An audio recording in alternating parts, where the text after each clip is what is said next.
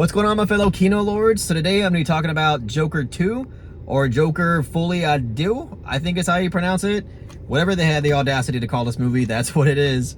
But just a quick disclaimer, I like the first Joker. I think the first Joker is a great movie. I think that's, at least amongst my film circle, a bit of a hot take. Every time I say Joker's a great movie, they like want to immediately crucify me.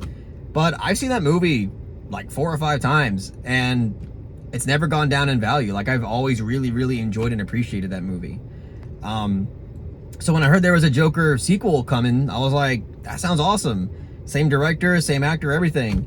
And then when I heard it was going to be a musical, a lot of my excitement just kind of went down the drain.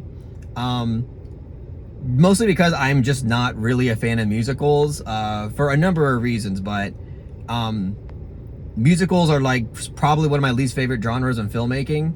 I feel like what is appealing about musicals is more better expressed in a theatrical, like theater play format. But you know, that doesn't mean that there aren't musicals that I like. Like, there's plenty of musicals that I like. I think Sweeney Todd is a fantastic musical. All That Jazz, fantastic musical. I mean, even classics like Willy Wonka, I love that. The Wizard of Oz, great musical. I mean, there's a lot of, I mean, what's another one? Hedwig and the Angry Inch, another great musical that a lot of people, I feel like more people need to watch. So yeah, like, I can like musicals. It's just, it has to be done, I guess, in a specific way for me to like it. But you know, I was like, okay, let's just see how this goes, right? I went in with an open mind regardless. Todd Phillips, I remember in the press, he was kind of downplaying how much of a musical it actually is. You know, so I was like, well, maybe they did it in a way that I like. I thought Joker 2 might be another occasion where I think musicals are, you know, the whole musical element is done right. So I was like, all right, let's do this. Open mind, IMAX screening. Let's get the ball rolling. Showtime, right? And I gotta say that I found this movie quite irritating in a lot of ways. It was kind of rough to get through. It really was. And it's mostly because I feel like there is a lot of potential for a solid sequel in this movie. I mean, there was a good handful of moments that I found compelling. Whether it just be, again, like Joaquin's performance. There's a few moments where he really shines as well in this movie. And also, there are just scenes in terms of like the way that they are incorporated into the narrative and into the theme. I was like, this is a really great scene.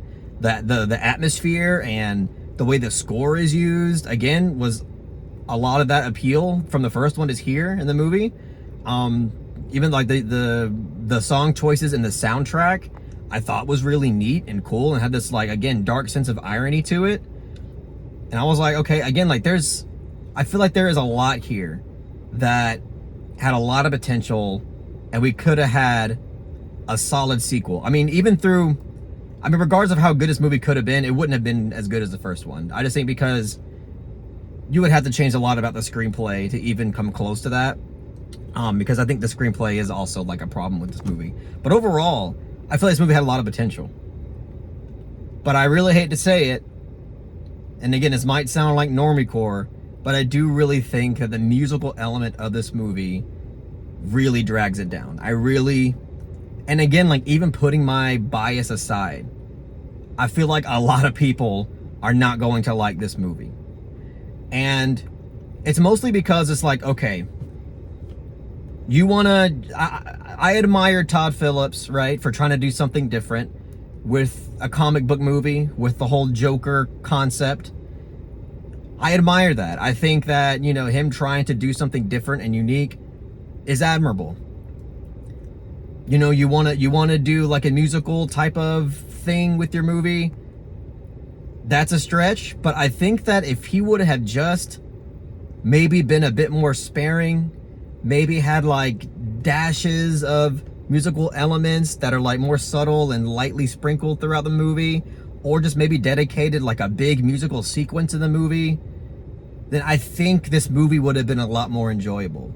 But the problem is that it is without mercy. This movie has no mercy on the viewer, and it like, there's so many moments, and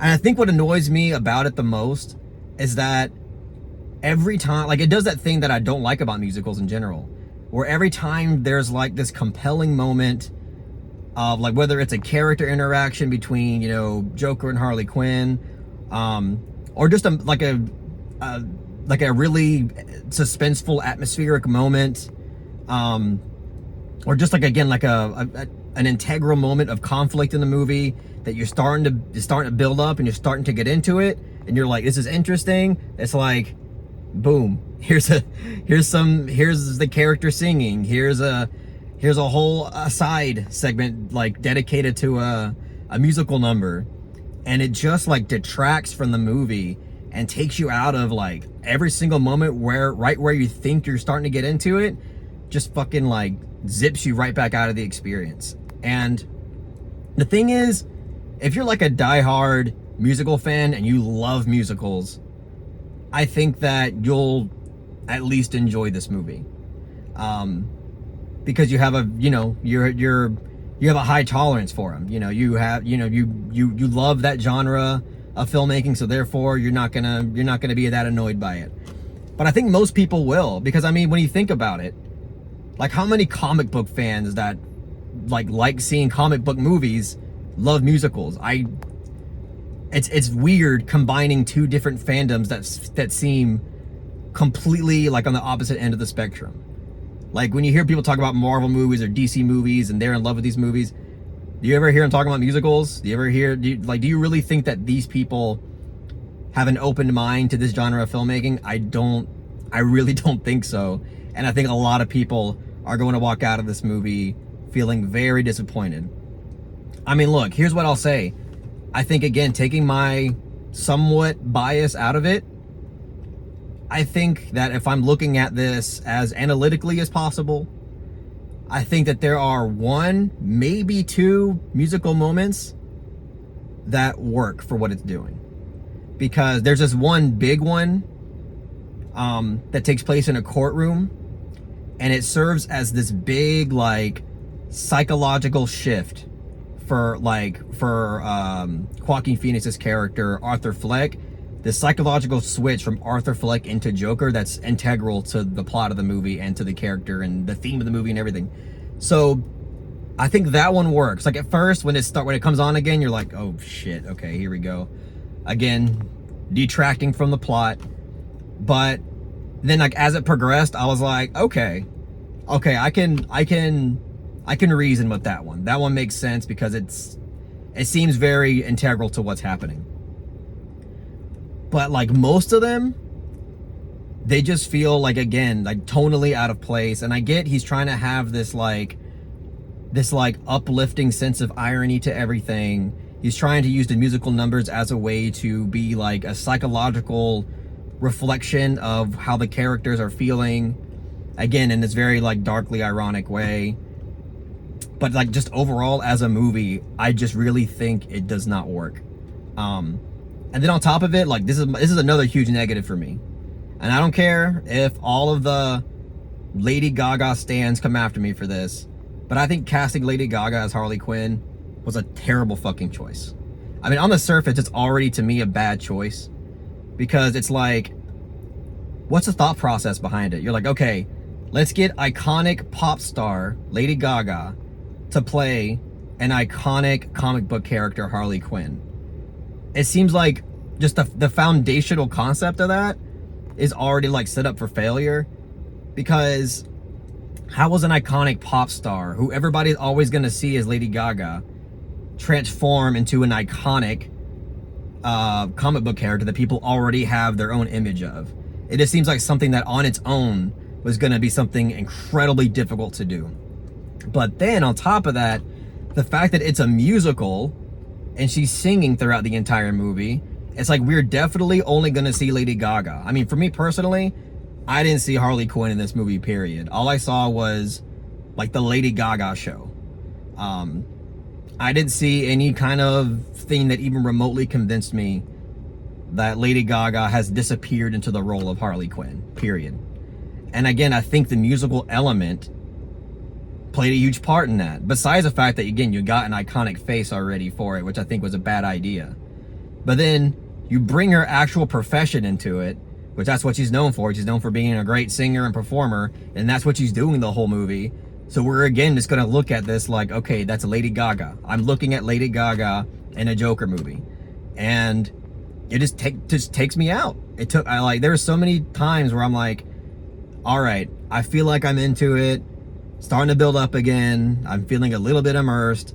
And then it was like, bam, okay, Lady Gaga singing with Joaquin Phoenix dance number again.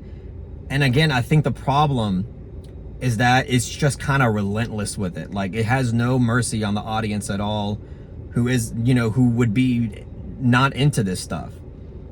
And it's just like a huge, gigantic, like, creative leap. And it's kind of mind-boggling that this was greenlit. That, like, enough people with power said, yeah, I'll do that. I think that's a good idea.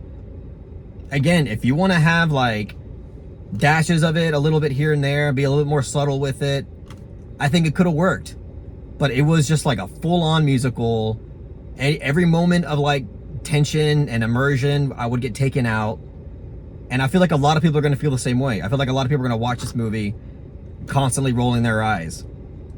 And that's a shame, because I do feel like there is a good movie in here. I mean, like, half of this movie is like a courtroom drama, and that alone is, like, problematic for a lot of people. For me, I didn't really mind it. Like, it's not the most, like, inspiring or creative angle ever. But I think for what it was, like, it really wasn't all that bad. There's this really great scene in the courtroom drama element of the movie where they reincorporate the little guy from the first one, last name Puddles, I forgot his first name, but they bring him in, like, as a witness in the courtroom scene. And that scene was probably the best scene in the movie. Like, it was the scene between him and Joker, and him, like, testifying against Joker. Wonderfully acted, really well written scene. And, like, I just wish that, again, we had more scenes, or just, like, remove the whole, like, musical part. Because, again, besides the fact that I didn't like the musical element of this movie, it bloated the movie's runtime, because the movie's like 2 hours and 18 minutes. And this movie doesn't need to be that long at all. It's only that long because of these long, dedicated musical numbers. So, if it was me, I'd take all the musical numbers out of this movie, recast Harley Quinn with someone else, give someone else an opportunity to embody this character that's not already an iconic person. And if you want to have the music stuff, just do it lightly. Do it very lightly and sparingly throughout it, and that's it. You had a shorter, appropriate runtime, and I feel like you would have given a chance for your audience to appreciate what you're trying to do here. And unfortunately, I just really couldn't get all that into this movie as I wanted. And personally, I know some people probably would hate the ending to this movie, but I liked the ending to it, actually. In terms of overall, at the last 25 minutes or so, I actually enjoyed and found appropriate. And overall, I did think it was interesting how they kind of wrote Harley Quinn's character in terms of her kind of, like, toxic influence on Joker. Harley Quinn is actually, like, more of the villain in this movie than Joaquin Phoenix, because it kind of, again, like, thematically, it kind of shows you, like, this obsession. Well, actually, it kind of shows you how the line between love and obsession gets blurred with Harley Quinn's character and Joker. And how, she doesn't really love Joker for who he actually is, which is Arthur Fleck. She only loves the icon and the persona that he puts on.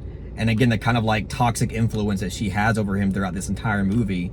She is basically his downfall, and that is what this movie is trying to portray. And I think that is interesting. I mean, I think some people will find it problematic, but I think it gives Harley Quinn an interesting arc and dynamic to it.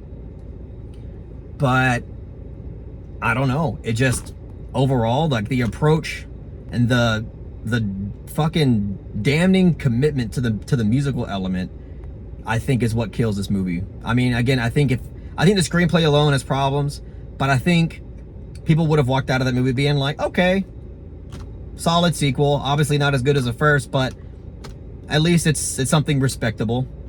This, I think people are gonna walk out of this movie really not liking it. At least most people. I heard this was a really expensive movie to make too. I don't think it's gonna make back its money, personally. If it did, I'll be shocked. But I think this movie's gonna get kind of bad word of mouth. But I don't know, man. That's just kind of how I think right now about it. It was pretty disappointing. Trying to think if there's anything else, like maybe of the positive side I could talk about it. But I think that's really all I gotta say. So yeah, I'll stop there. If I have any more thoughts, I'll put it in the comment section. But I'll give Joker 2 or Folie a poo a soft to solid 5 out of 10. And I feel like I said even that's a little bit generous. But look, I like the choice in soundtrack. I like the way the movie looks. I like the actual score to the movie that's not the musical shit. I like the score. And there's some compelling scenes in the movie. But there's so much of that musical shit that I feel like is incorporated in a very like eye-rolling kind of way that detracts from the experience of it all. So I'm sorry. It just really disappointing for me. But that's all I gotta say about it, guys. That's all I gotta say. If you really enjoyed my thoughts on Joker 2, please give this video a thumbs up and share it amongst your friends. And don't forget to subscribe to the channel to be updated on more from related content.